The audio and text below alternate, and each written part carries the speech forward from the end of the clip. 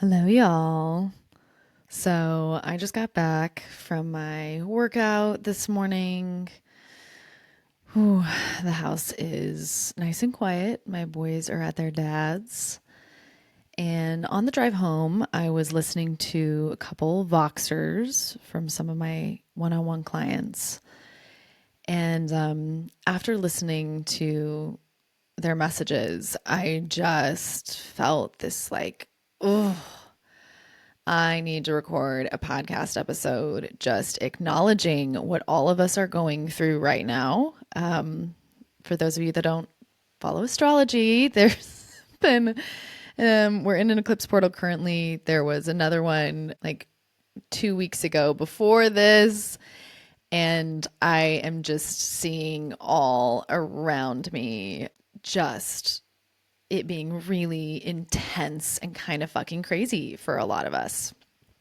Um, so heads up, I had originally, I had written this episode earlier this week. I had a really witchy, magical morning. I think it was like maybe Tuesday morning where I'd woken up at 4 a.m. to these big great horned owls in my backyard hooting. And I was just like, ooh, the magic is afoot. And I'd gone through just one of the most intense journeys I've had this year in the 2 weeks, prior to that. So it was really like soaking and percolating and all of it. So wrote this whole episode, recorded it. It was like an hour and a half long. I dove really deep into a lot of my personal journey and experiences. And then my my assistant goes to check it and start editing it to get it up. So it wasn't Tuesday of this week, it must have been Tuesday of last week, or anyways, everything's running together at the moment. But needless to say, she goes to edit it this weekend and the sound is messed up. And I don't have an explanation for why. I mean, I don't have a logical explanation for why that was. I tested my mic, everything should have worked well.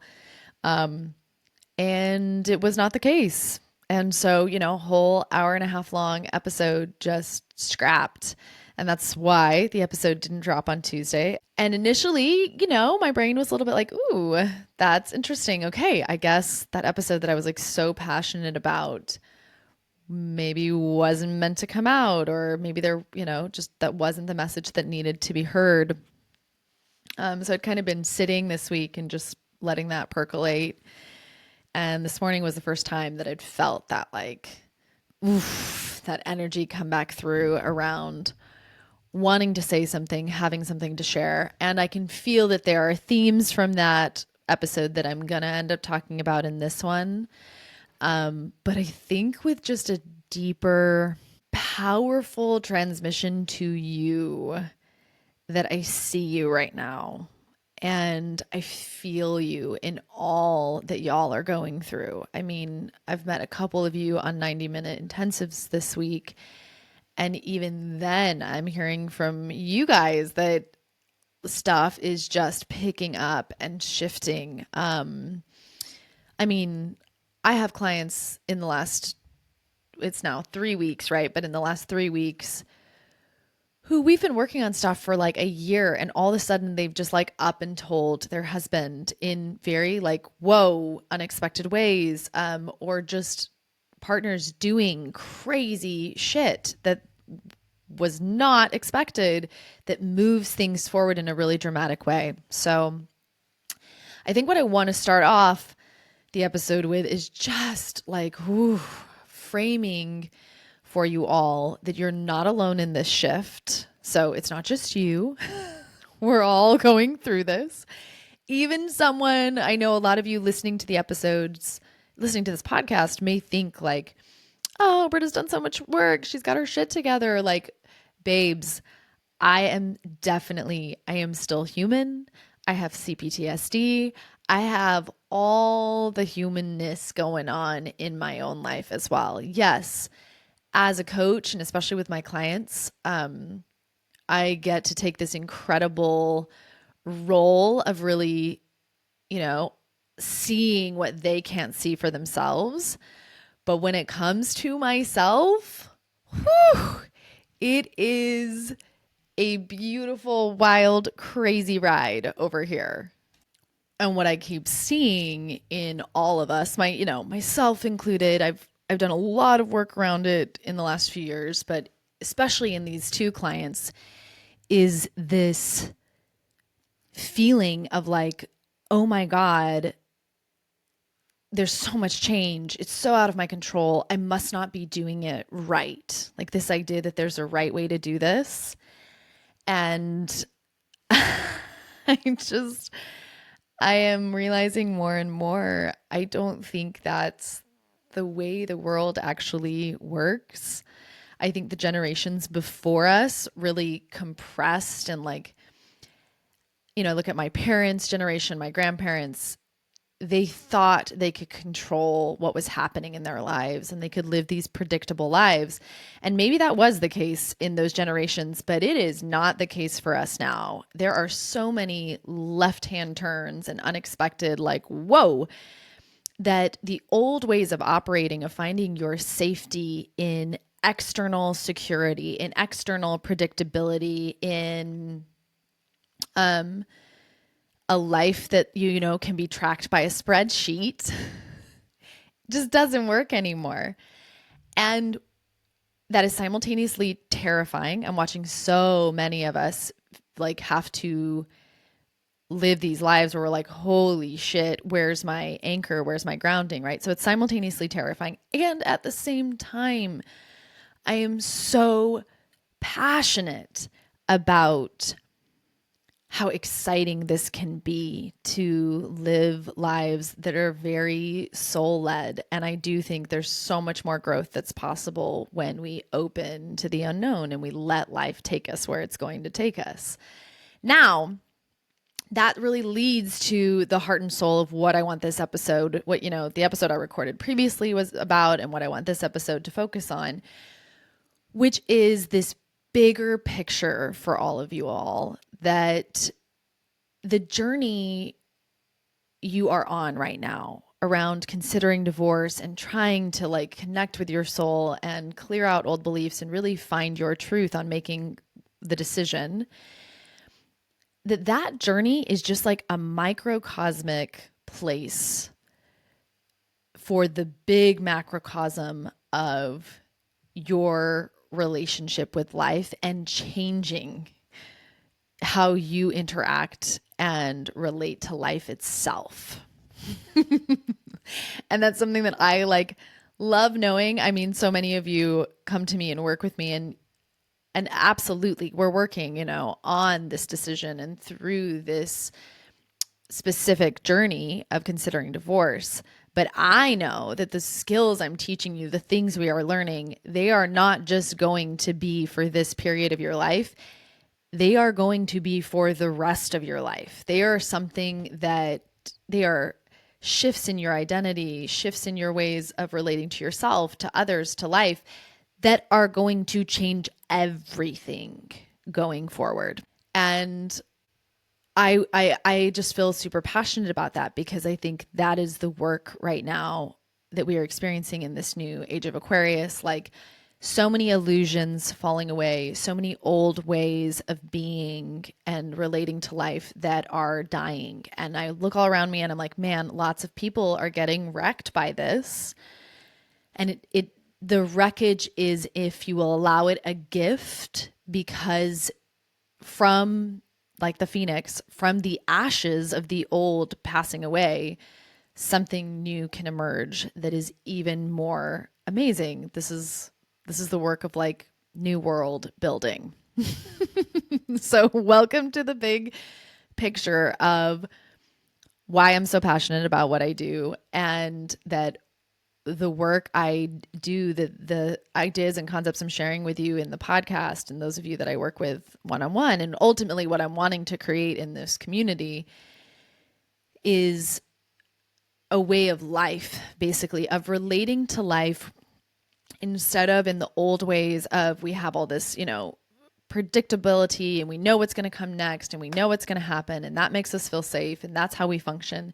Instead, finding safety and security deep within yourself and living your life from that space so that when the inevitable left-hand turns of life show up, you're able to ride those waves instead of being completely thrashed and destroyed by them.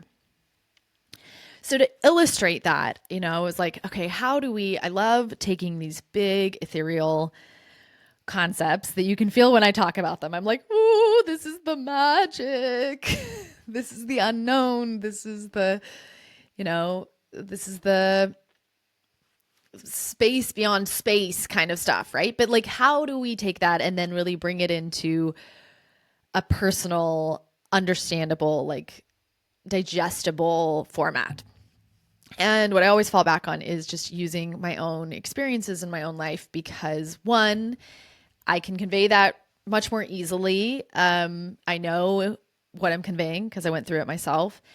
And I do feel like story is what connects us. When we share our stories, when we share our perspectives, we become mirrors for each other and we reflect our own brilliance to others and they see themselves in us. So with that in mind, I want to dive into just a few key instances over the last year that I've been like, as I was thinking over this theme of like a much bigger picture and really wanting to illustrate for y'all that even though I have done so much beautiful healing and beautiful like journey over the last 7 years, I am not immune to left-hand turns and to life just being like, hey, guess what?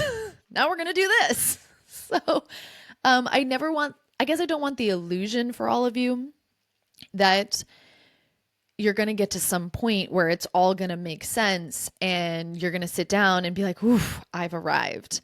And I don't know, also take that with a grain of salt. Some of you, that may be your life path, but for me, and I think I maybe have mentioned this on the podcast before, I really resonate with the path of the mystic. There's a card in the Kim Kranz Wild Archetype deck that it's the mystic. And I love it so much because it describes this journey of forever being open to the unknown and forever allowing there to be questions and uncertainty. And that is definitely a huge piece of my gift. I think it's why I'm here in whatever this big thing is that we're doing called life. Because it allows me to stay open and receptive to life unveiling more and more of me to myself through my non-resistance and my opening to what it has to teach me. And, when I one day end up on my deathbed, that's what I want most. I want to be able to look back and be like, fuck yeah, that was such a wild ride. And I was here for, as much of it as I possibly could be with all the complexities of my trauma and my CPTSD. So, coming back to that moment that I was speaking about earlier of waking up, it would have been last week. Now that I'm thinking through the chronology, 4 a.m. in the morning, going outside and these beautiful great horned owls hooting back and forth to each other. And while I was standing there out under the stars, just listening to them and letting those sounds just kind of thrum and vibrate through my body, I found myself being reminded of another instance in my life a while back when I had also, just after the burn, been down in San Francisco. And in this beautiful, it's called the Muir Woods. I was down there with some friends and happened to be woken up in the middle of the night. Same thing, very early in the morning, and ended up walking up the hill by myself in the dark. And while I was hiking in these beautiful, deep, dark, mysterious woods, once again heard these owl calls and like stopped and just sat there and was like, oh my God, I can't believe this is my life. Because, a year ago, I had just gone to Burning Man.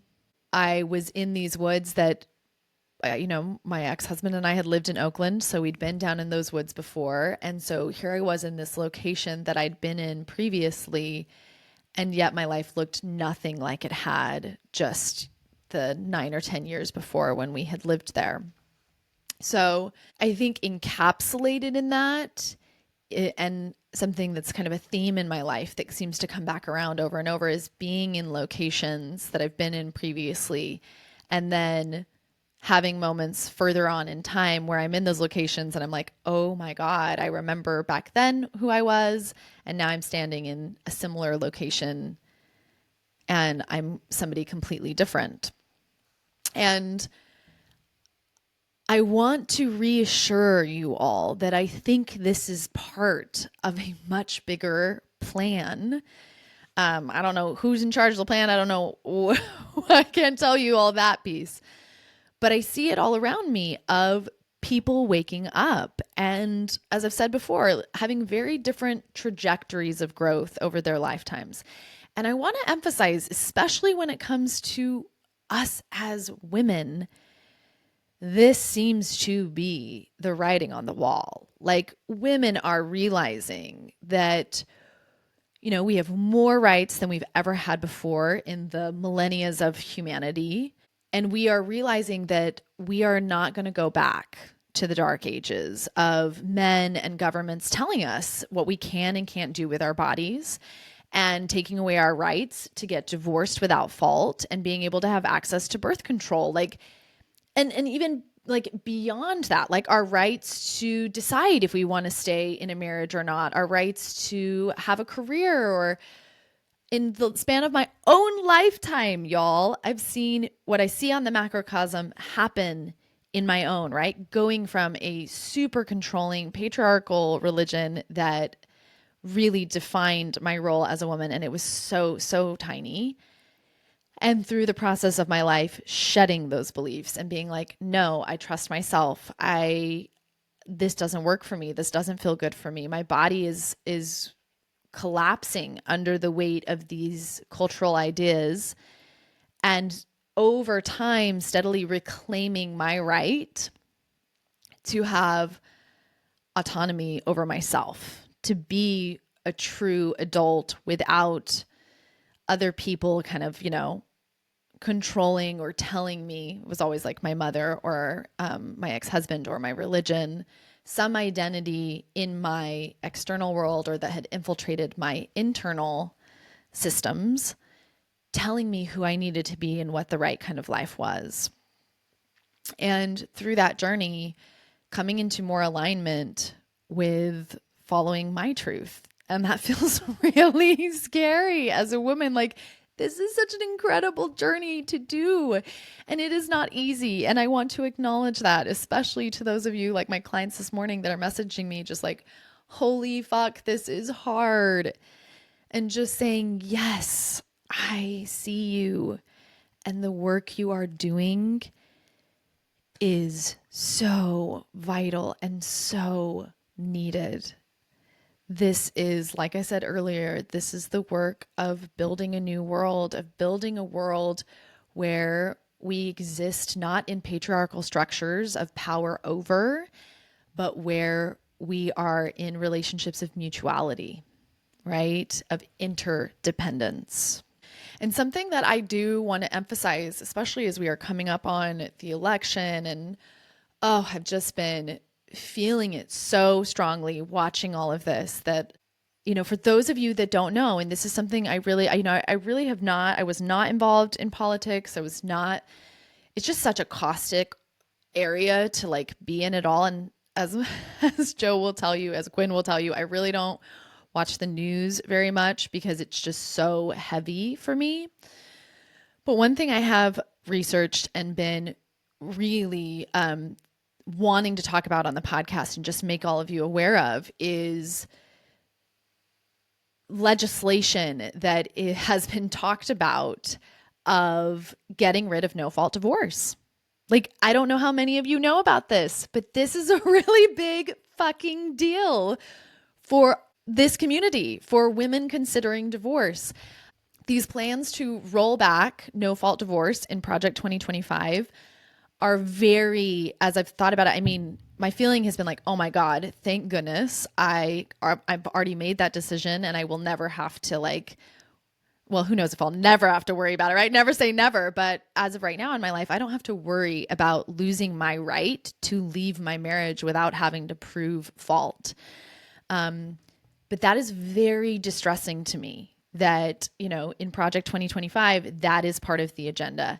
And I think I just want to encourage all of you, like, there are powerful entities at play right now who are considering things that will directly impact you.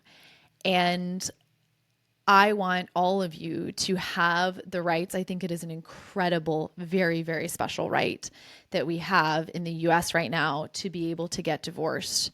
And especially, I'm going to include in the show notes an article all about this and just how important it is. I remember reading some research that just blew my mind that, there was an 8 to 16% decrease in female suicides after states enacted no-fault divorce. And as I've said in previous episodes, the majority of, percentage-wise, people filing for divorce are women. So there are big things going on in the world. You can see how people are afraid to let the old ways of relating go, the old ways of governments being in control and people having to defer to them. And I get it. I think if you look at the evolution of humanity over big stretches of time, change is what scares us the most. Right? The unknown. Will it be better? Will it be worse? And I just want to kind of reach out through the space and the distance and say, I truly believe it's going to be better. I think we are headed. I see it all around me. I see, especially in my relationship with Joe, which I'm going to talk about in depth a little bit more later on, that there are those of us making big changes, being willing to go look at our childhood traumas, being willing to heal, to open to new ways of relating and interacting with the world and honoring ourselves and believing. This is another piece that I don't talk about much, but healing our relationships with money and changing that. Money is a huge piece of what keeps people trapped in lives where they don't actually ever give what I believe are their truest gifts to give because they're just struggling to get by. So just know that more than ever before, I really believe that we, specifically as women, are being called on to trust our inner knowings and to do the work of clearing out the self-cannibalizing programming of the external forces that in the past and even still benefit from cutting us off from our truths. And that is not pretty work. And that is not, I'm not going to sugarcoat it or say that it's easy, but damn, is it needed. Because it is the brave work that shifts society, that shifts the world, right? And I look around me and I see so many people who are really afraid to do it, and especially I feel over these last 2 weeks, as I'll talk about, I got to see how much the masculine is just floundering at the moment. Even in our conscious community, I was really, a lot of illusions fell away from me and I realized oh my God, the masculine the patriarchy has fucked them over as well so badly. And with this wave of women, rising and really expanding into their biggest selves, they don't know what to do. And that is hard and difficult. I see it in so many of you when you're watching how your choices, watching your partner, instead of rising, watching them like crabs in a bucket, try to pull you down or frantically control you or put you back into a power over situation. And to that, I just have to say, keep going forward. This is the crumbling that has to happen. This is the painful price of society and us as a species evolving into what I'm not even going to say I hope, what I know will be better in the future. So with that, I know on this episode, I'm going to go into big overarching themes. I just am going to, because That's how my brain works. But this is that bigger picture that I'm just going to keep coming back to of framing your pain and the hard work you are going through right now, clearing out those beliefs through the lens of how you are, through your own personal work, setting off these ripples and these cascades out through the people you love around you. And if you have kids, through them, that echo out through the future and create a future that is really what I think so many of us desire and want for ourselves and for the generations to come. Okay, so one of the key tenets that I wanted to emphasize to help kind of ground us throughout the episode is that this work of evolving yourself, what it really comes back to in like its most simplistic terms is understanding your current beliefs and then allowing those beliefs that are no longer serving you. So you realize your beliefs are what create your reality and they are what create the future. And so if you want a different future, you have to look at the beliefs that have created your past and change those beliefs to get something different. And this goes back to that quote that's like, if you always do what you've always done, you'll always get what you've always had, or something like that. I'm paraphrasing it. But if you are not changing the fundamental beliefs that you have about yourself, about the world, then you're just going to repeat what you've had in the past. So I wanted to give you some of the beliefs that I went through, that I was like developing, the new beliefs that were coming online for me when I was considering divorce.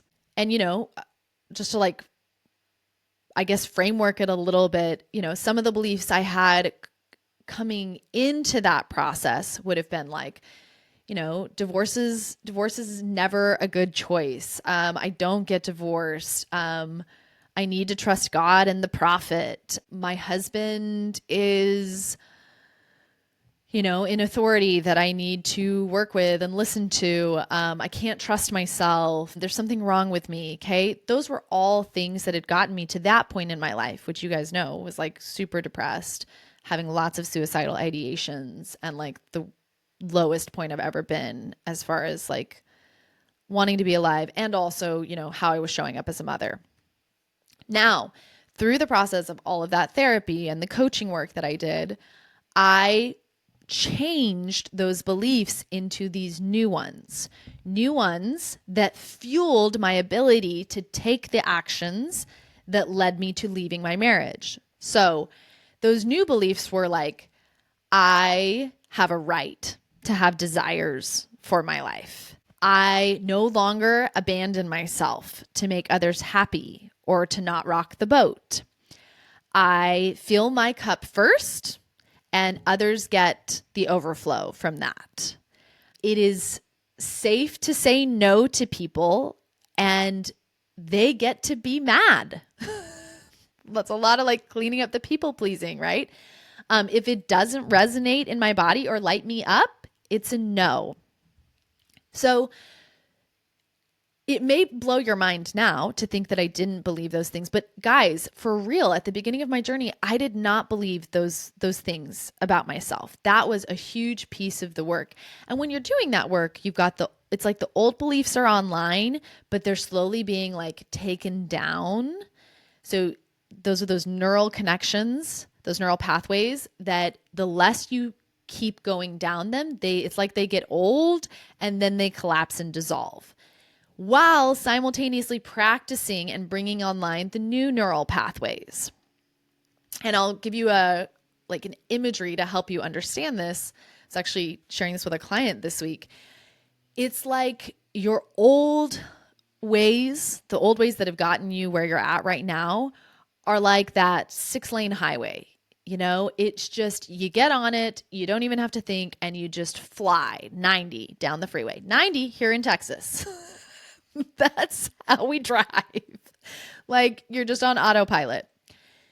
But now you've realized, wait a second. Yes, I can go really fast on that freeway, but it's not actually going where I want to get to. You're saying the destination isn't actually what I want. So to change that, You now have to slow the fuck down.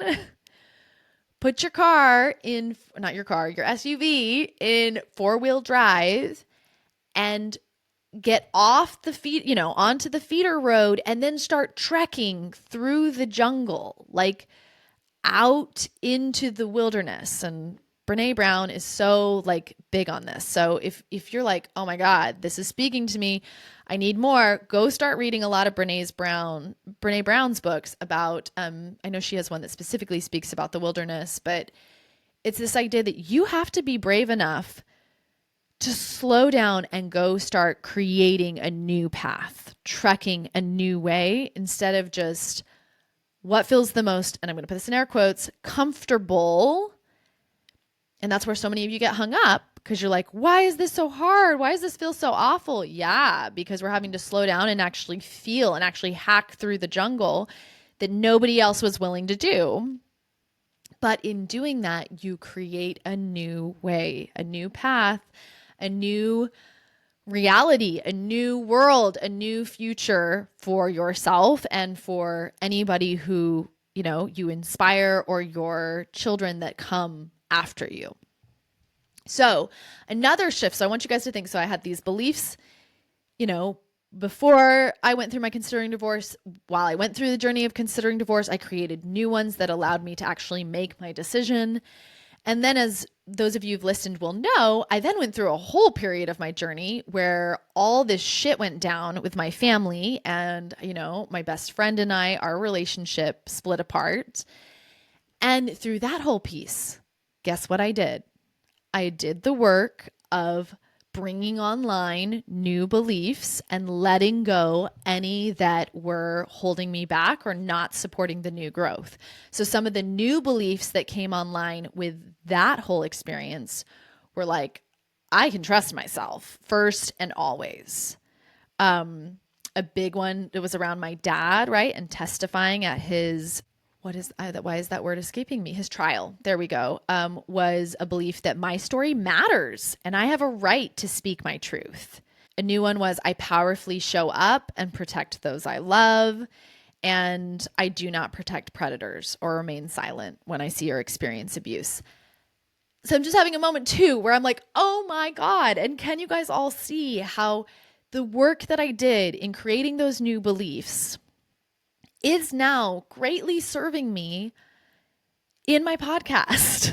Like this whole, my story matters and I have a right to speak my truth. Like I know that viscerally because I went and walked that path. I hacked that jungle. And now I get to enjoy a life and the benefits of living in a way where that is my truth. And that truth, that new belief that's online and like vibrant and powerful now, leads to me taking all these actions of having a podcast, starting a community, making big, beautiful waves in the world in the ways I want to. That wouldn't have been possible without that piece of my journey coming in previously. And that's, I just get like the jitters and the excitement because I'm like, do you all see it? Do you see how, just like those 2 episodes I gave you guys before this one, your journey is perfectly tailored to you? So yes, whatever you're going through right now may not make sense. And it may be like, what is going on? Why is this happening? I don't understand. But I guarantee you, it is giving you a piece of the puzzle, some unlocking some kind of code or belief for you that is going to be needed in the rest of your journey. Right? And I just have to say too, guys, when I tell you about what's happened these last 2-3 weeks, a friend of mine, after she'd heard it, was like, oh my God, it's like you wrote those last 2 episodes for yourself, right? The one that was like, your journey's always unfolding perfectly and you can trust the timing.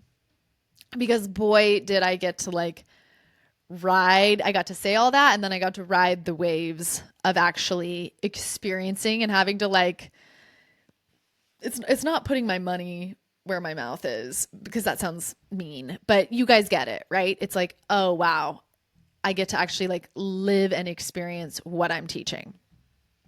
So I want to say too, I just want to like, I want you all to know, like, make no mistake, this work opens you to a whole other reality. And when I say this work, I'm talking about the deeper work of looking at your shadows, looking at your trauma, getting to see yourself clearly, and as a result, changing your beliefs and changing your life. And that's why I'm so passionate about taking the time when you're considering divorce to allow all of that journey, because it's not just for this decision. It is going to end up being for every decision to come. Like, I'm not just teaching you what you need to make this decision. Together, once again, as I said at the beginning, we are learning a new way of life. So, now that I've like really impressed that upon all of you, have I said it enough times? Maybe I'm just trying to avoid having to talk about my own experiences over these 2 weeks. Whoo, because it was quite a bit. So let's circle back around to explaining how, once again, I was out in San Francisco. I'm hearing these beautiful owls, and I'm realizing, like, damn, pure fucking magic. Look at me. This is my life. I had just made that big send of going to the burn, which was a huge, like, that came out of one of my beliefs that, like, I trust myself first and always, because I'd gotten that invite a month before, and that Burning Man was never on my bucket list. I'm not one of those people that's like, I would love to go do that. No, but I trusted this deep intuitive, like, aha, when she asked me, and I was like, okay, I guess that's where we're headed. Let's go. And it was just a moment of like, oh shit, I can feel that life is about to speed up and open in ways I can't even fathom yet mentally, but energetically, I'm feeling it. So notice that, because a lot of you may be experiencing that too, where you're like, doosh, there is a lot of energy like coming through me right now. You may not understand it mentally. That's okay. This really takes me to like more of that somatic body processing of like sending down grounding cords and putting your feet in the grass and really letting the energies that are moving come through you without too much tightening or controlling or thinking you need to understand all of it ahead of time. So another big thing that happened while I was on this trip in San Francisco with these, with my friends, I met couple new friends, and one of those friends introduced me to the idea of co-housing. And y'all, it lit me up with a fire. I was so into this idea. I was like, "Oh my god, this is what we as a society need." And I know somewhere in my future it will come back around, but it was massive. I was like, this is where I want to raise my kids. This is the kind of life that I want to live. This is how we go back to like having community support while still having our individual spaces. And I was so passionate about it. And also this with the burn, realizing I needed community, that I was full blown moving into like, okay, I'm going to move to Reno. Like, I don't know if I've shared this on the podcast yet, but I was like, I'm doing this. This is obviously super important. It feels like a life calling. And I moved into like letting my kids know, letting my ex-husband know. I was moving towards this. I was taking the steps to start preparing. And that is like no small thing, y'all, to consider, like moving away from my kids and all the repercussions of that.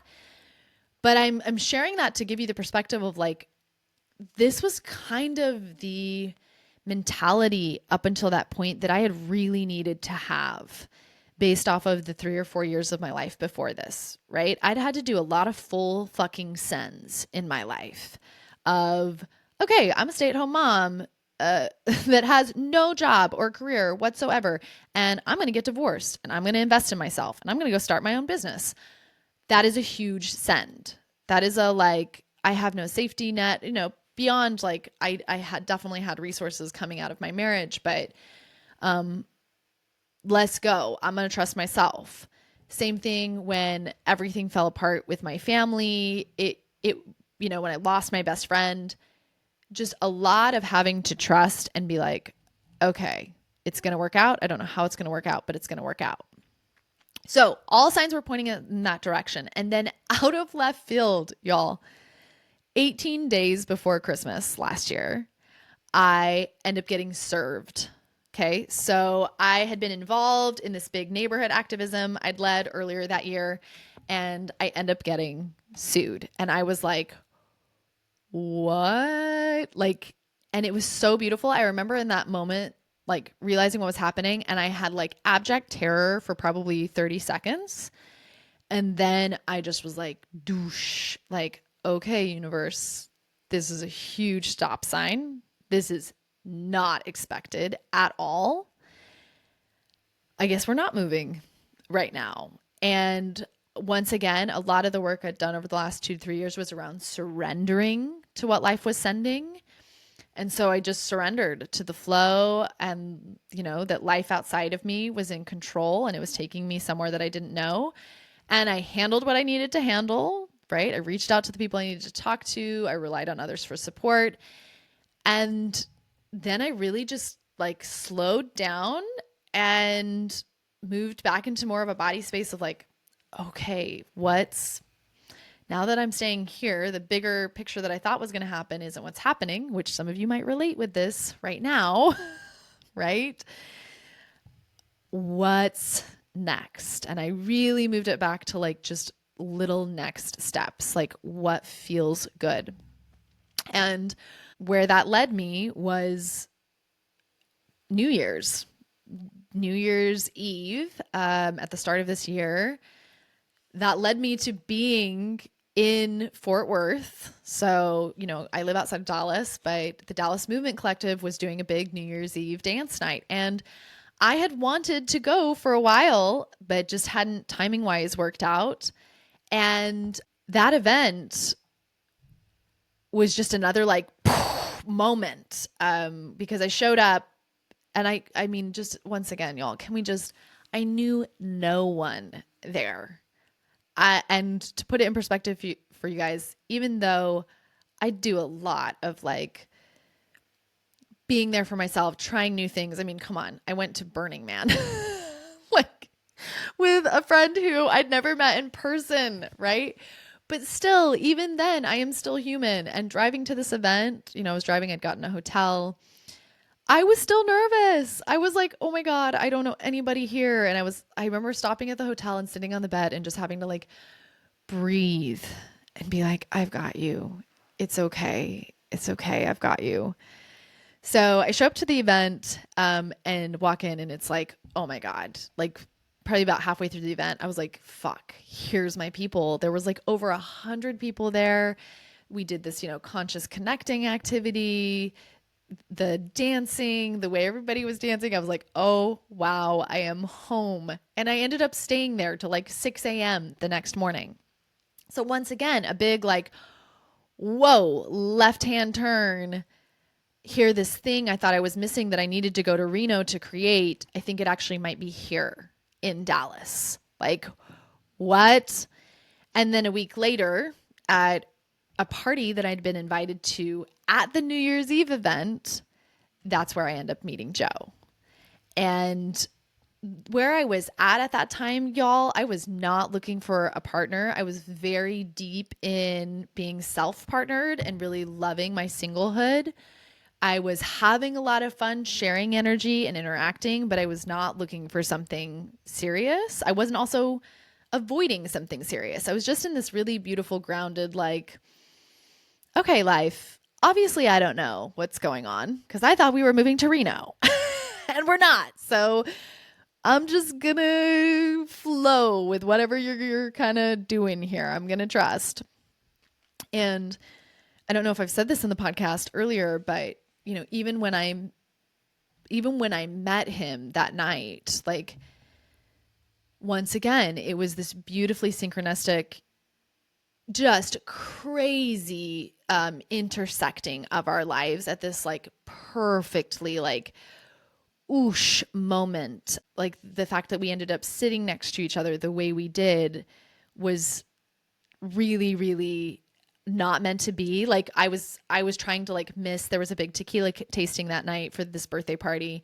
I was going to miss it. I don't particularly enjoy drinking. And I show up and it's just starting. And I'm like, God damn it. Like I was hoping to miss this. But because of that, I ended up sitting next to him during it. And this is the kind of like magic I want to tell you all is waiting for you when you stop trying to live your life by all of these preconceived ideas of like, here's what we're going to do, and this is what we're going to do next, and then this is going to happen, and this, and this. And you open to the magic that's just waiting to be elicited all around you. So super magical the way we met. And then at the end of that night, when he hugged me, and I'm like, so sorry if I've already told this on the podcast. I have such a terrible memory. Welcome to CBTSD.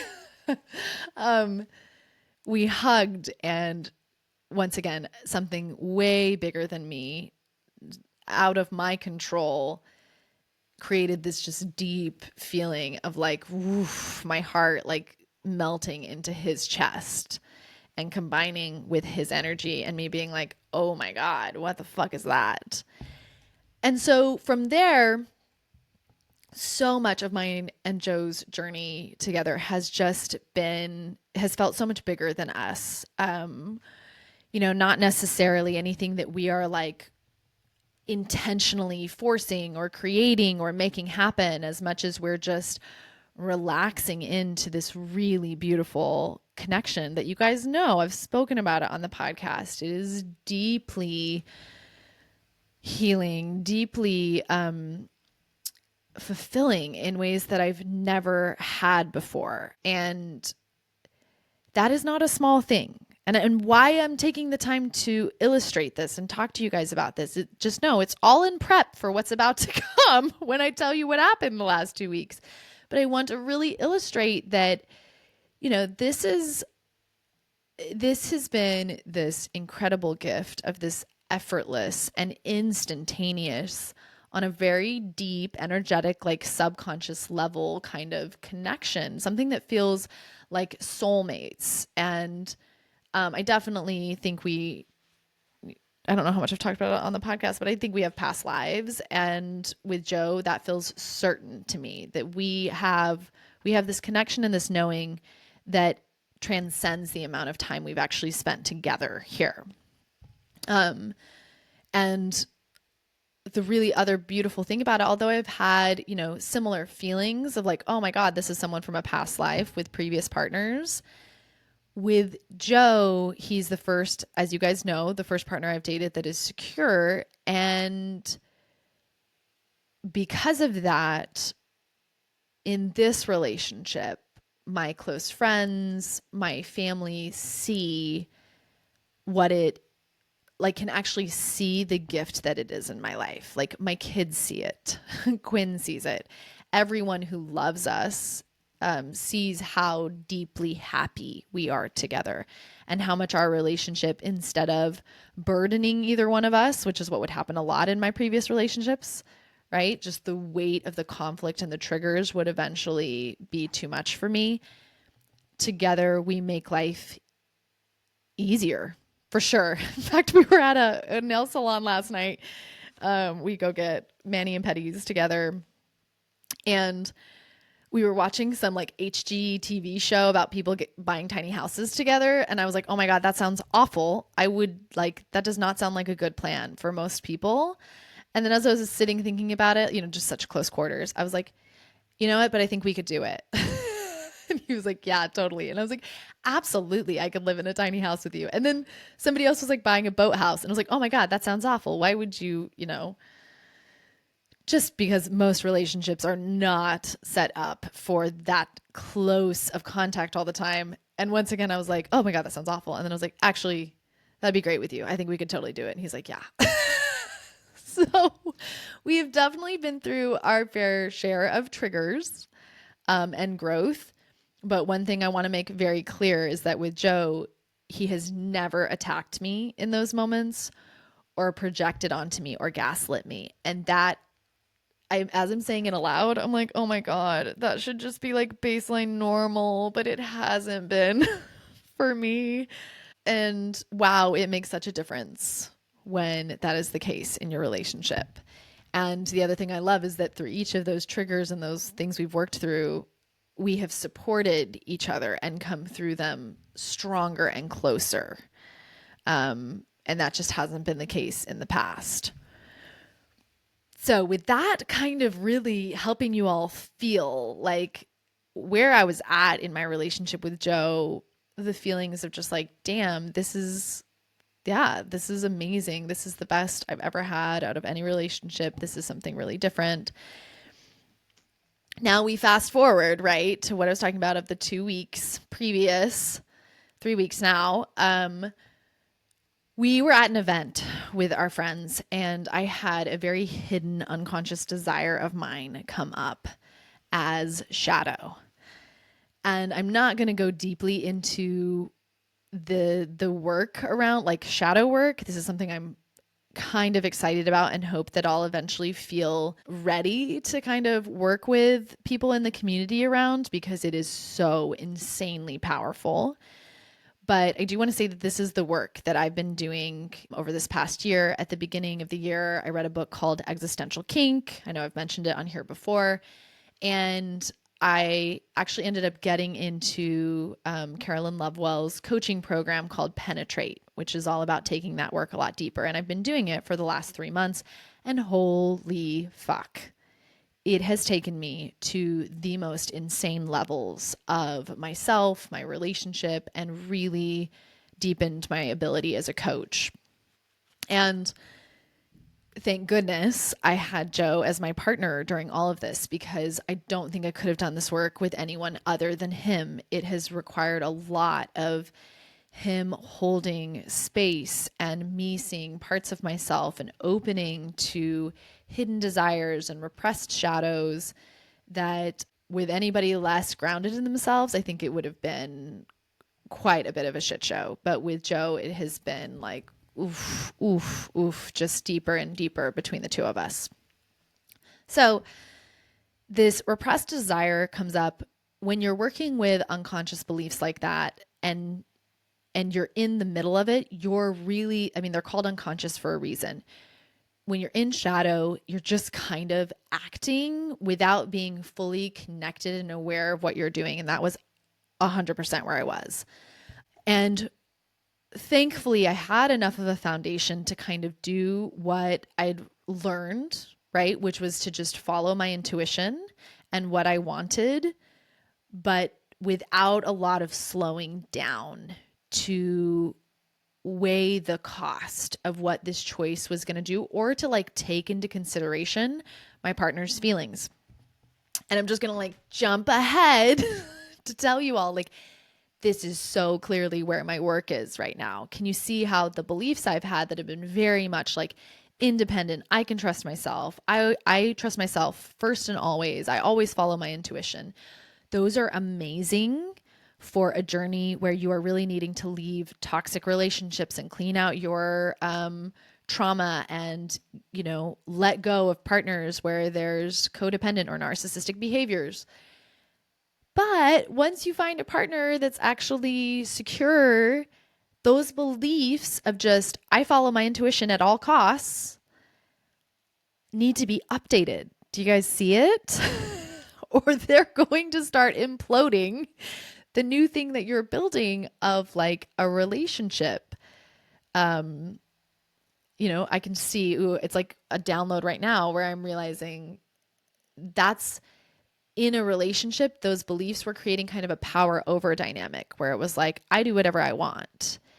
And I'm getting to have this experience now of getting to learn what like true mutuality feels like. And I'm going to talk deeper about like why that's so hard. But in this instance, I just sent it. I just did what I wanted.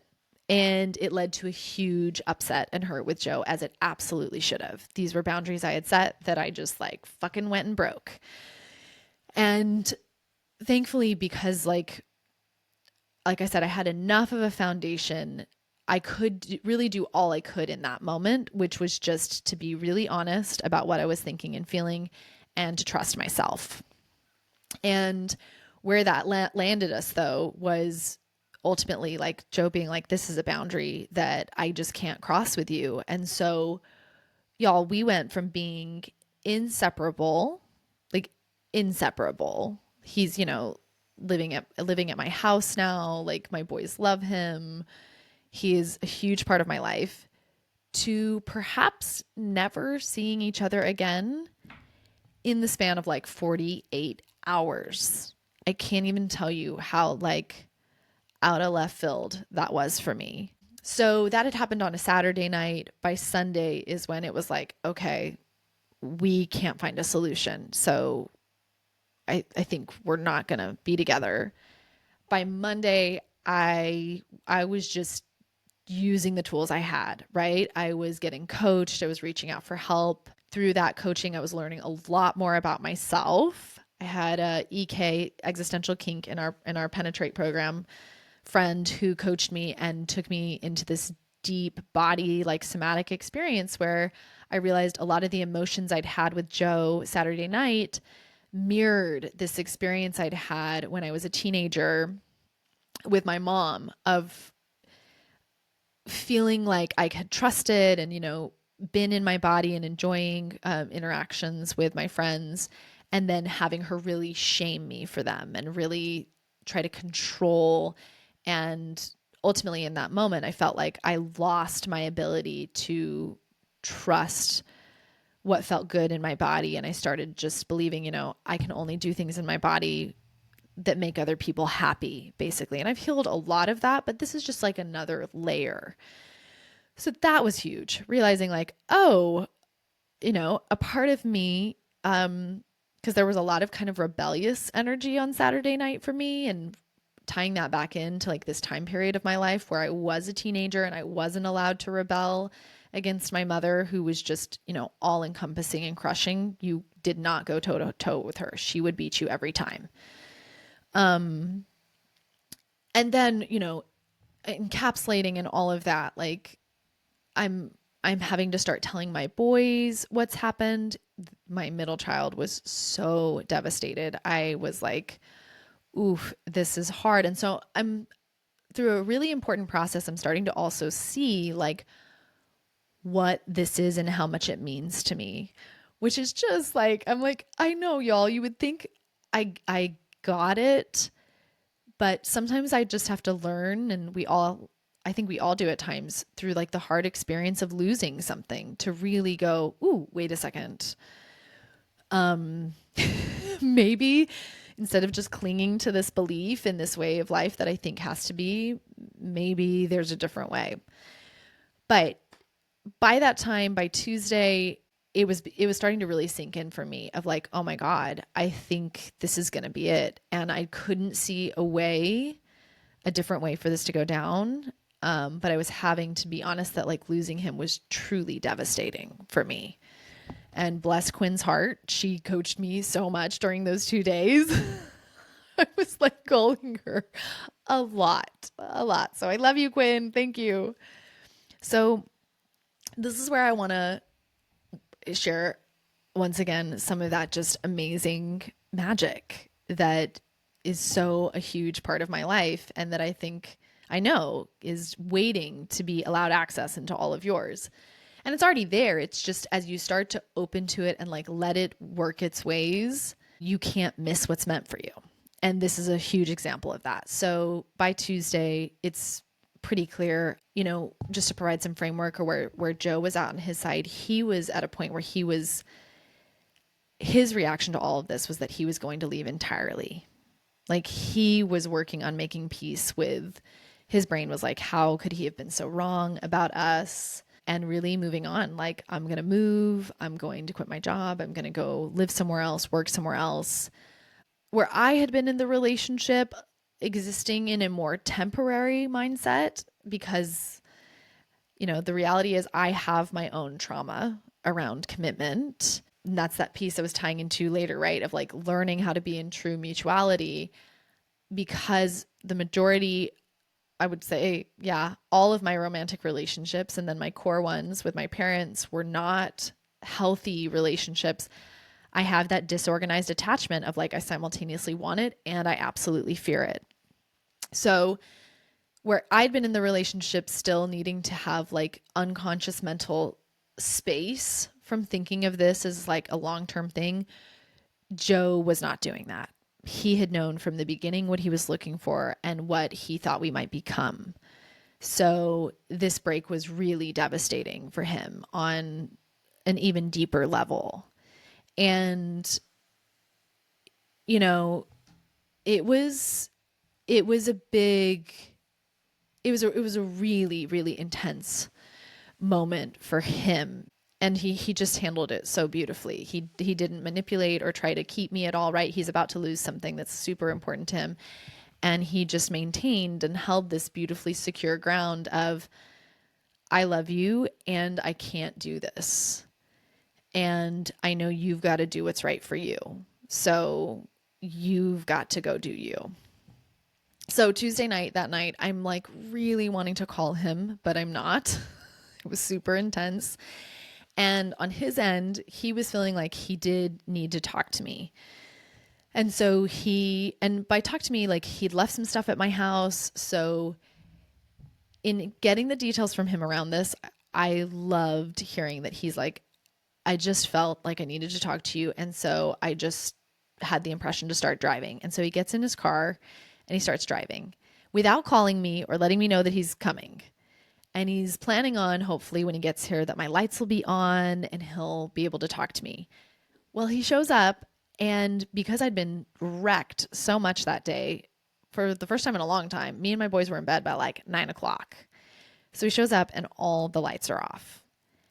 And instead of turning around and leaving, he like pulls into my driveway, and my garage is up, which, y'all, that is not normal. I don't normally leave my garage open. And so he's like, oh, she must be still awake. So he finds himself getting out of his car and kind of like in a daze a little bit, like not fully. Once again, I think this is just the beauty of like the universe will take you where it needs to take you. He ends up walking through my garage and opens the door. But when he opens the door to the house, everything's dark in the house. And he's like, oh, shit, the lights are off. But he finds himself continuing to walk. And he walks all the way to my bedroom. There's no lights on at all in the house.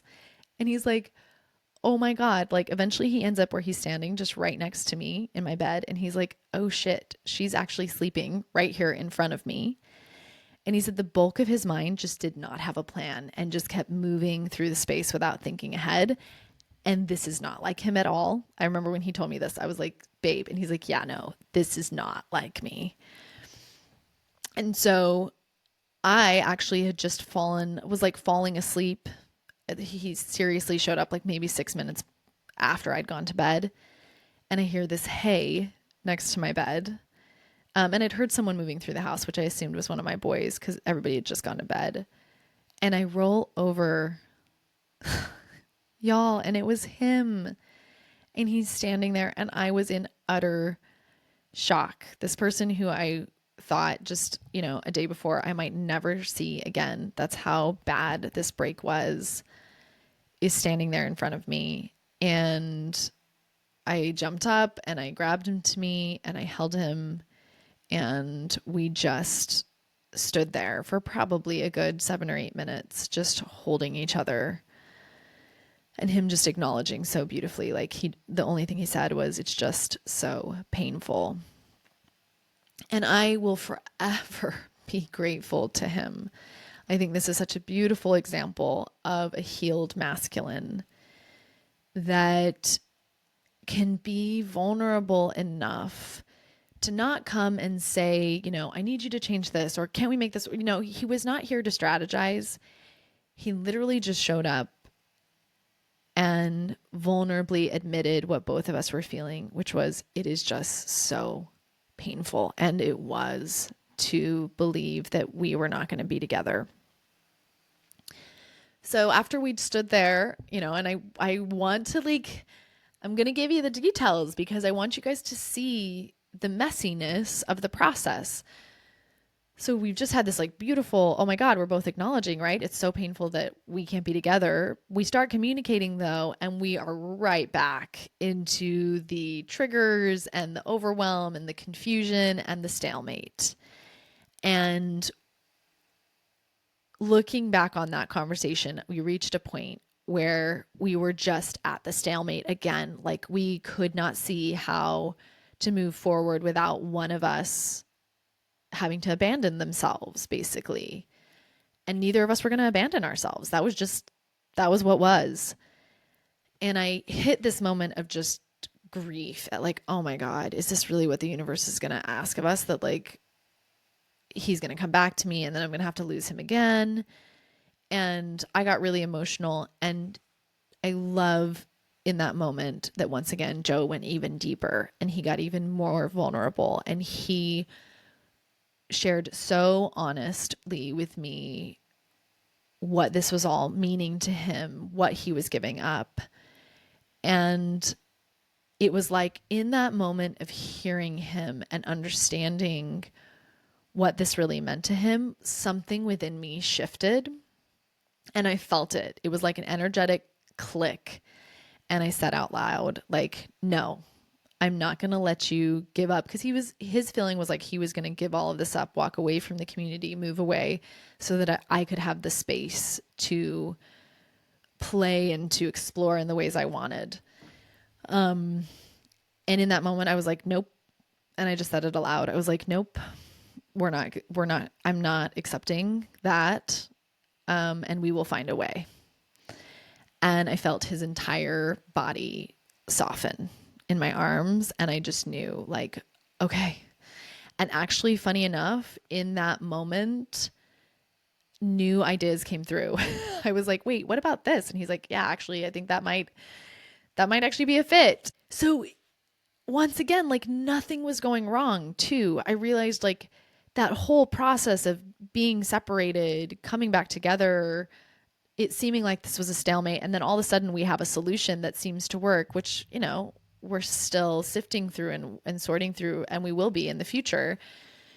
But it's like nothing was going wrong. This was just this huge, beautiful journey to figure out a bunch of stuff about ourselves, about our relationship. And as I'm going to take you into this next part, like huge openings for him around who he wants to be and what he wants to do with his life that I don't think could have happened any other way. So we're coming off of that night and we were going to go to a big festival that weekend. And he's like, what do you want to do? And I'm like, hell yes, I want to go to this festival with you. He had like 4 days off of work. We'd already planned it. So here we're going from like Monday, I think I'm going to the festival by myself, to now Tuesday night, we've decided we are going to go to the festival and we're going to use it as an opportunity to like drop in and really see if this is still what we both want. And no joke, what happened from this point, so this is what I've told you is like the first half of the 2 weeks. What happened from this point on was nothing short of miraculous for me, especially because over the next week, I woke up to a whole different reality.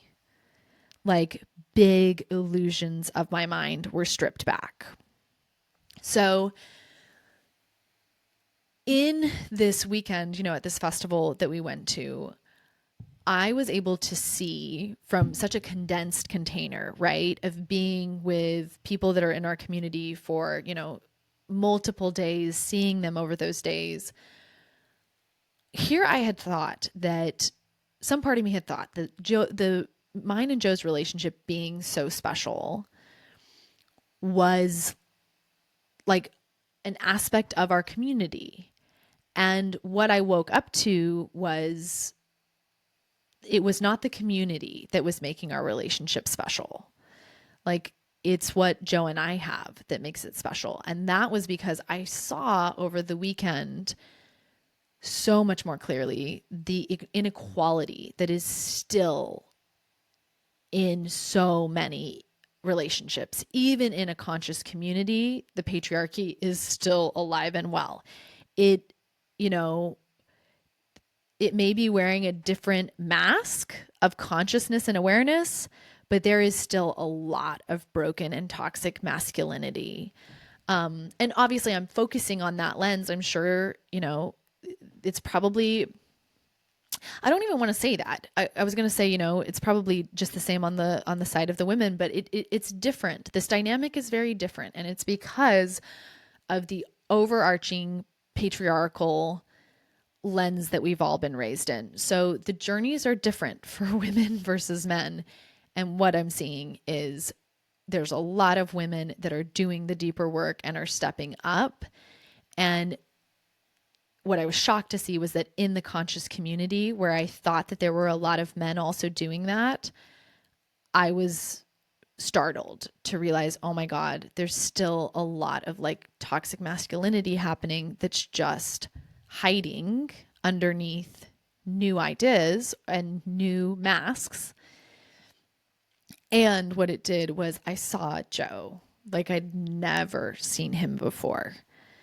I really saw how much he gets what we're doing together and cares about it.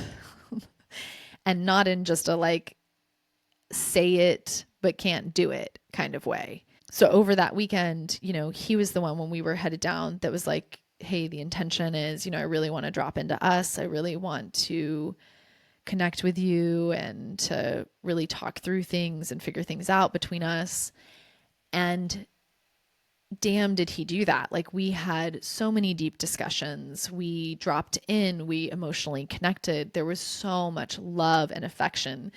I remember I have just like incredible memories from that weekend of like packing the entire fucking car on Thursday to drive down.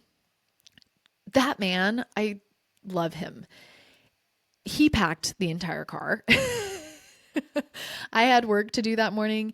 He went to Walmart. He went to Academy to get us stuff. He thought of things that I hadn't thought of to add. It was like having a true and equal partner.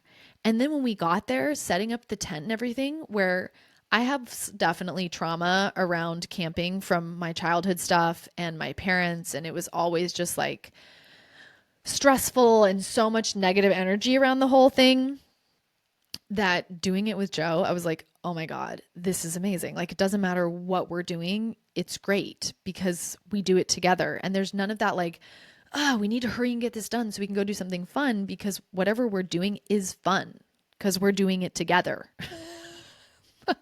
Whether it's setting up the tent or going and playing after we've set up the tent, both of them are equally as great because they're together. That is amazing. And I had definitely, from just thinking like, oh, this is kind of what people in our conscious community are experiencing, and then seeing the contrast, I was like, oh no, this is not what everybody's experiencing. And then through that process too, as I'm starting to see the contrast, I got to, and through Joe being opening up and telling me things that he had out of love for me, not that he had kept them hidden or not shared, but I got to see more clearly how over these 8 months of dating, Joe early on in our dating realized, I think the way he's put it is like, I could see that you needed control. I could see that you had been really hurt and you needed control. And so he had really energetically, I would say, although he held a lot of presence, he had stepped back from like having a lot of opinions or saying, a lot of things, and let me really lead out and let me really shine over these 8 months. Let me be my full, like, I don't really like this word, and he's told me it's not a good word for it, but the only word I can say is like my full, like, bratty, bossy, like, all in, big, loud self in our relationship without any kind of like tempering or trying to like control me, and not that that's even who Joe is, but I would say there were instances where like maybe he wanted to do something different or he had an opinion about something, and instead of like having to always interject it or always have a say or always like, he softened and let me have that space, knowing that was what I needed to feel safe with him. And holy shit, y'all. Over that weekend, I like saw it. I was just blown away. I could see for the first time how he had won not only my love, yes, I've loved him over these 8 months, but through that, through being that secure masculine presence that could, the only word I really have for it is like this energy of like, this word isn't going to be the best, but I can't think of anything else. It's like when Jesus talks about like somebody, when you want to be the master, you have to be the servant. That is what he did. He served me. And obviously it was mutual in so many ways, but like because of the depth that he has, he served me in ways that I just can't serve him at this point just yet. Whether it's because of my age or my growth, I don't know. I don't know what it is, but that's just what it is. Because he's more secure than me, which you can tell I struggle even admitting. But through being more secure than me and being okay with that and not needing me to be anything other than what I was, he won my trust and my respect through giving me the space to be me by unconditionally loving me for just being me. He didn't need me to be more. He didn't need me to be less. I was enough exactly as I was. And that, y'all, was like a whoa, seeing that he had paid the price that a true partner was always going to have to pay to have me truly respect him. Like I finally realized, holy shit, because of all the crap I've been through, yes, I've loved a lot of people, but I don't truly respect and trust people without a pretty significant investment. I didn't really understand that about myself until this moment. And then seeing how he had seen that in me, known it, and been like, yeah, I'm here for it. I will be here for her in whatever way she needs.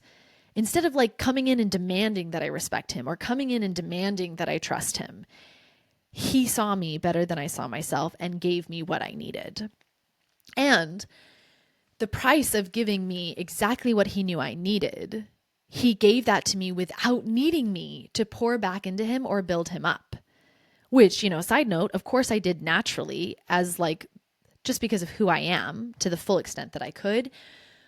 But it's like he had the foresight to see if I really want to have true mutuality with her, it's going to have to be a little bit unbalanced for a while because she's been so fucked up over time by people just taking advantage of her. And through investing in that, like, y'all, I have seen over the last 8 months, like I've done more in my business than I've probably done in the last 2 years. Like I have, through being loved for the first time in my life in the way that I most needed from my parents in childhood, I have flourished. I have been able to see what I've kind of dreamed of, right? That like there could be a relationship where you could heal and together you could be more. Like I've been able to see that it truly can be exponentially life-changing to have a secure partner.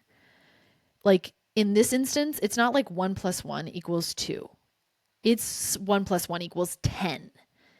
That's how much this relationship has made me bigger in my business, bigger in myself, bigger as a mother. I don't even want to use the word better because I don't like that idea, but just expanded me.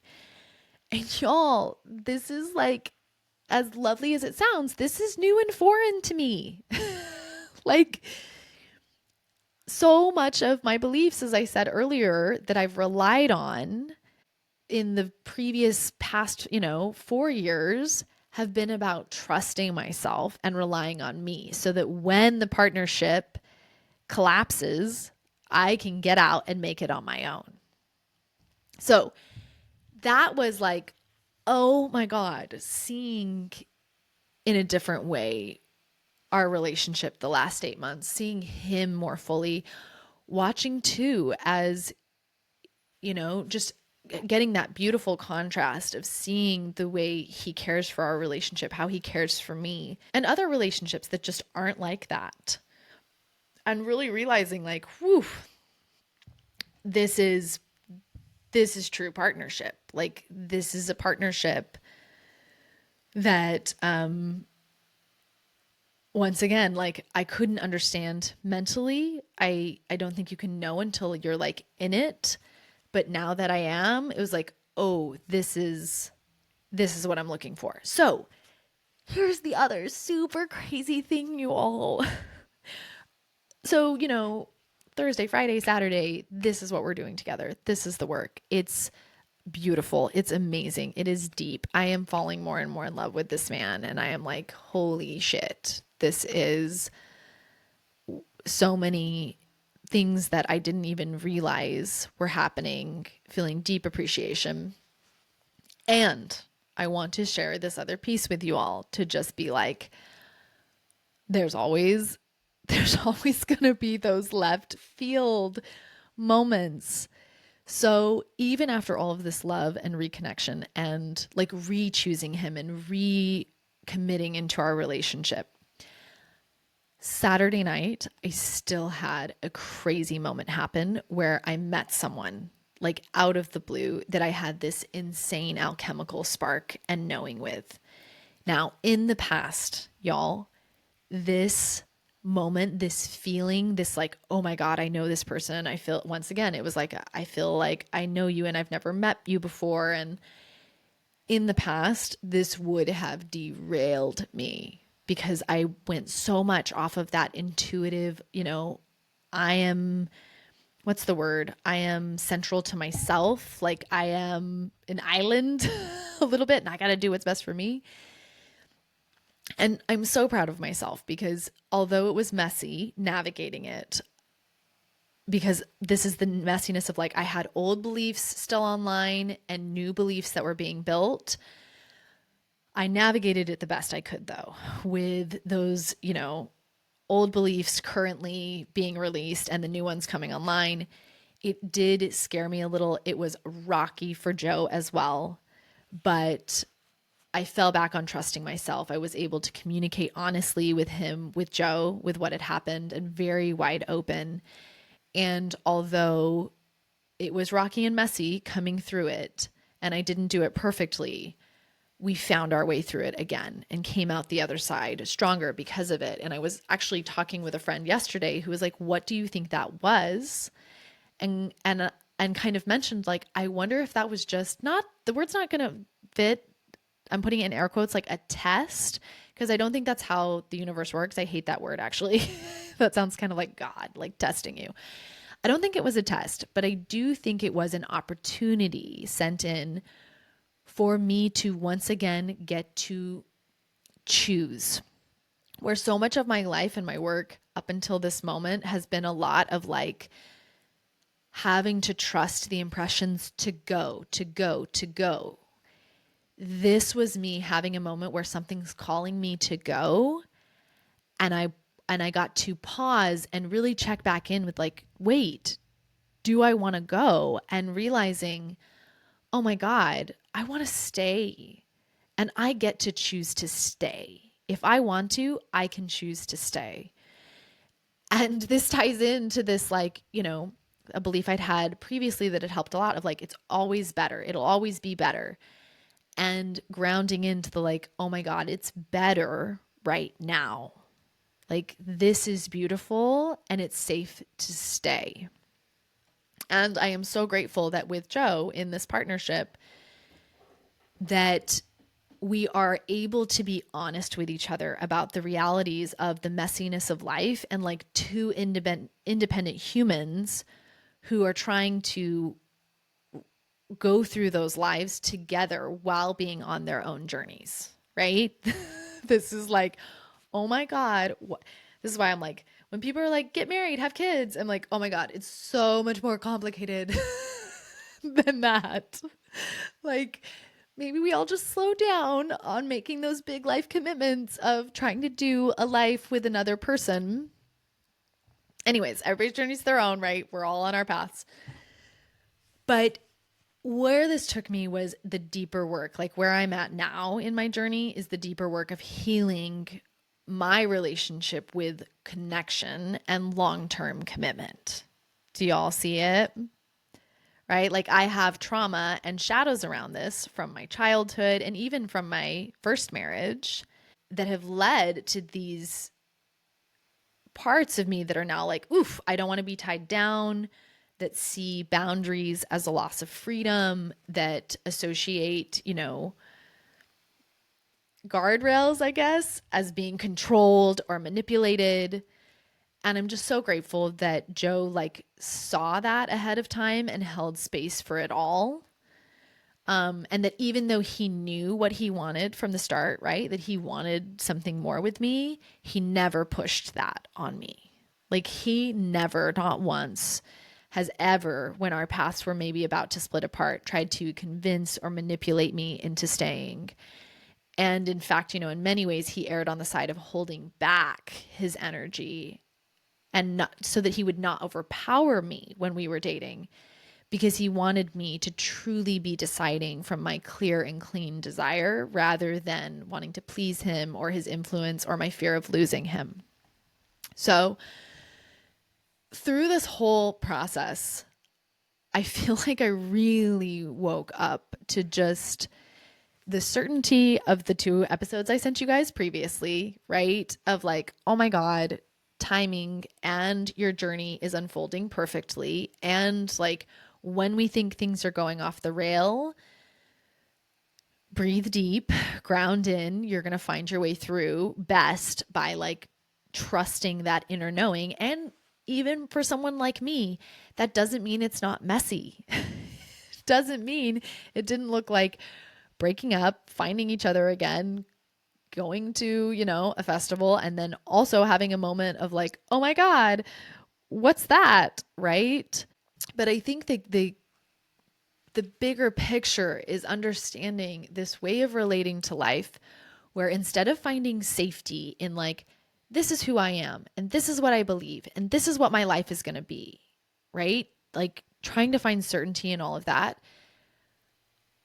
Instead, moving into a space where you work with life in this constant evolution of your beliefs. And that's really where that weekend was for me, is I went through those experiences to learn and see key things that unlocked my ability to have new beliefs, to realize, oh, wait a second, these beliefs of I choose growth at all costs, I see where those came from. Yes, they served me. And are they serving me now? And in this instance with my relationship with Joe, thinking I'll pay any cost for growth, even if it means losing Joe, I learned through hard experience, whoa, wait a second. Maybe there are really important things in my life that I'm not willing to give up at any cost. And when I move into that space, I realize, oh, it's okay to have things that matter to me enough to really stay. And when I can feel into like it's safe to stay, then the growth opens within the container. Like there's still growth here. That's the whole of like, there's got to be a different way. I will create a different way with you kind of energy that I had that night when he came back.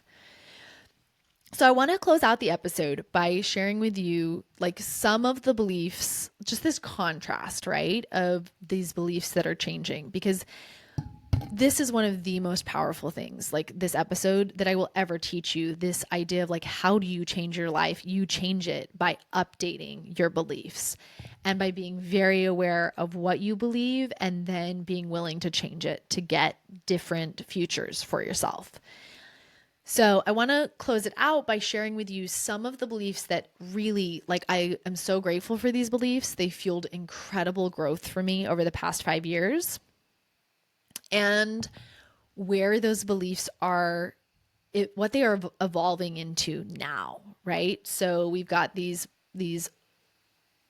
present, past beliefs, and then these new beliefs that are coming online that are fueling that next journey for me. So one of the beliefs that I have really depended on over the last 3 years is I'm not in charge and I follow where flow takes me.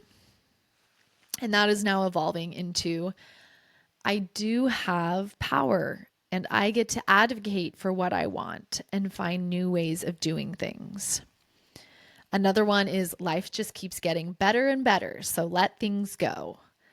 And the new belief is life is better now, right here, and it's safe to stay. One of the beliefs was I can trust myself first and always. And my new belief is that's being developed, right? It's not fully, but it's coming online. I have people in my life that have earned my genuine trust and respect, and I can navigate life with their insights and help. Another belief was I choose growth at any cost. I told you guys that one. And the new belief is I can have growth in tandem with a supportive relationship and a regulated nervous system. Another belief was I follow my intuition and soul calls no matter where they lead me. And the new belief coming online is every single soul call doesn't always mean go, be. Sometimes they can mean stay. And like a perfect example just to highlight that, and I want you guys to see too, doesn't mean these previous beliefs were bad, right? I follow my intuition and soul calls no matter where they lead me. That's not a bad belief. That belief got me massive growth over the last 5 years. Like really key moments that like Burning Man. That Burning Man came directly out of that belief. But this new one, every single soul call doesn't always mean go be, sometimes it means stay, really comes out of me with that friend being like, why did you meet this guy? Me feeling like it was just a moment for me to make a choice and to evaluate for myself, like, what do I really want here? Doesn't mean either one's good or bad, but I do get to choose. And yeah, I'm like, it's so much clearer to me now. Grounding into like the value of what I've created and respecting and honoring that in ways that I just didn't in the past because I was in such a clearing out, die, get it all cleaned out mode. And then finally, which is going to tie right into it, this belief that death always leads to rebirth. And the new belief for me is yes, everything dies one day, and let there be life lived fully and well in between each of the deaths and rebirths. It is safe to let what is good be good right now. And you can just see this. I just love it. I feel this like, I don't know if it's a balancing, which that's resonating deeply. I think it's a balancing. I notice so much in my own growth and in all of yours as well, this pendulum, right? Often we are way on this side of the pendulum and then the pendulum has to swing way to the other side. And that's beautiful and what's meant to happen because it teaches us the extremes. And once we know the extremes, we can balance more to the center if we want to, right? We don't have to. I have definitely lived my life on some very like extreme edges and been totally fucking here for that. And where I feel like I'm at now is this balancing into this. It doesn't have to be death and it doesn't have to be birth be. It can just be the life that's lived in between those two events. Something doesn't always have to be ending or beginning. It can just be being right here, right now. So I share all this with you guys to just, I think I want to encapsulate by saying like, this is not unique to me. I don't believe this is like something that only I get to experience. This way of life is absolutely available and what I want for anyone else who wants it. Like, and I have no idea what that will look like for you. Like that's the beauty of the mystery is each journey is your own. And actually I pulled again from the Wild Archetype deck, I pulled a card yesterday called Gnosis, Gnosis. And I really loved on the card, it said, those who say they know, don't. Those who say they don't know, know. Let that sink in, right? This is the message I have for you of like anybody who's telling you they know, they're selling something. they're anybody who I'm stepping away from the space of like teachers who will be like, here's this exact way to do it, and everything's going to unfold perfectly and you can control life. No, it's not like that. It's not. I can admit I don't know. I have no idea where your journey is going to go. I don't know if you're going to stay. I don't know if you're going to go. I'm just here to remind you that deep down, that's what you're here for, baby. This journey of living a life where you, through all the different facets of your life, come to know how to trust yourself and the unfolding of your life around you. And what I do to help with that, right, is just creating a space of love and support that hopefully you feel in this podcast and in the future in the community that we're going to build together, where we all get to acknowledge the like absolute, in some ways, terrifying reality that we don't know what's going to happen and we're not in control of our lives, while also balancing that with the deep, grounded bravery and trust in yourself, knowing that you do have power and you do have choices that you get to make that can lead you to living a life that really honors, I guess, honors on the external what you know on the internal, right? Whew. Yeah. Yeah. This was a good episode. I'm glad I had to record it, re-record it. So with all of that shared, I just want to say really, really fucking exciting and also absolutely terrifying for me is that we are getting so close to the community. Those of you that are my founding members, these are women that have worked on 90-minute sessions, intensives with me, or that I've reached out to that I feel like are just a really good fit for testing all of this with me. You will have received an email. Those of you that are on that list got an email from me this week that we are going to be testing out the community. Like it's going to be starting next week and we're going to test it out together with a small, intimate kind of group for the next 2 weeks or maybe longer, just depending. I'm really trying to give myself time with all of this. Like pressure does not work for me. So I'm saying we're going to test it for 2 weeks and then potentially open it up to the like, oh my God, so exciting, to the bigger, community of all of you through the podcast. But I'm really excited. I'm really excited to like start yummy and small and then just gradually expand from there. I am going to have a podcast episode coming out that's going to go in depth about my vision for the community and some really key ins and outs of what it will be like. And I want, if you're at all, pretty much everybody who comes into the community will need to listen to that first. So know that that'll be coming too.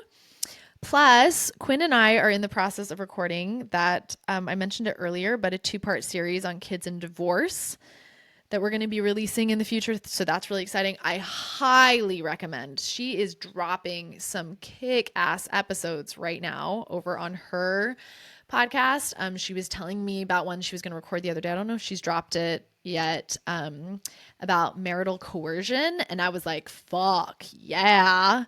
I know she's been talking about misogyny and I'm obsessed with the topics she is diving into at the moment, and so grateful that I just told her the other day, like so grateful that she is another voice in the world that I can, direct you guys to, and her just making this point the other day where she's like, we want as many voices as possible talking about this. It's not something that just one person can do. And, so it delights me to say, yeah, she's got some really fiery, beautiful stuff dropping over there. So go listen to that.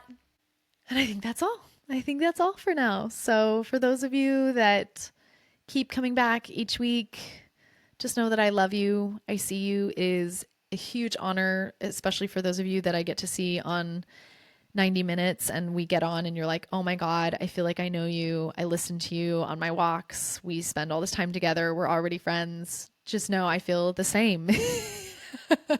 Even in that moment when I meet them, I'm like, oh my God, I love you already. Yes, please. And then, of course, in those 90-minute sessions, you basically tell me your entire relationship story. So it is like we get to be really deep, close friends. So thank you. Thank you for continuing to listen. Thank you for reaching out. Thank you for being brave and bold. I see you in the toughness of this journey. I see you in the reclamation of your wild woman soul. And I am here for every fucking bit of it. The highs, the lows, the darks, the lights. And as I'm learning, all the just being in between it. So know that I'm here thinking of you, sending you my love. Till next week.